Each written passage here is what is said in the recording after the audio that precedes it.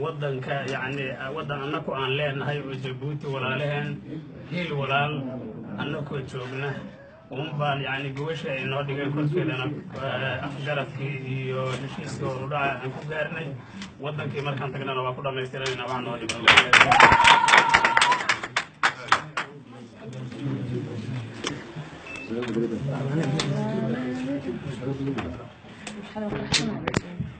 بسم الله الرحمن الرحيم.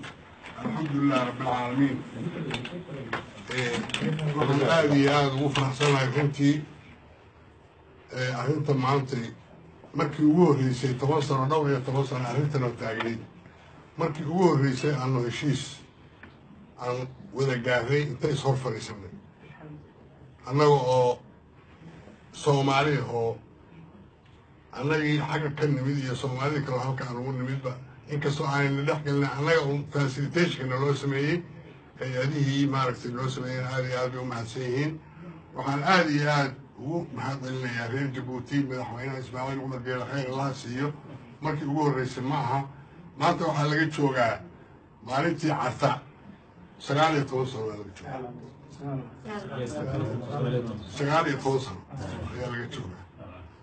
maanta oo 19 sano laga joogo ilaahay waxaan ka rajaynayaa heshiiskan inuu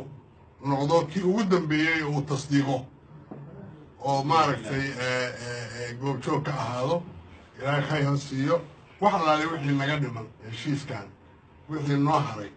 roosadeedayada howlaha iyaga kale waxaanu la aadaynaa dalkii baan la aadaynaa gaar ahaan waxaan ilaahay ka rajaynayaa dhuusa mareeb inaan ku kaamilano xafladda weynna waan aad iyo aad baan maaragtay ugu mahadcelinayaa madaxweyne Ismaaciil Cumar Geele iyo dadka iyo dowladda reer Djibouti iyo hay'adihii arrintan kale iyaga iyo SSF wali facilitation noo sameeyay markii horeba soo qalqaaliyay iyo dowladda Djibouti oo kaamishay iyo madaxweynaha rajaynayna inuu arrintan noogu duceeyo aad iyo aad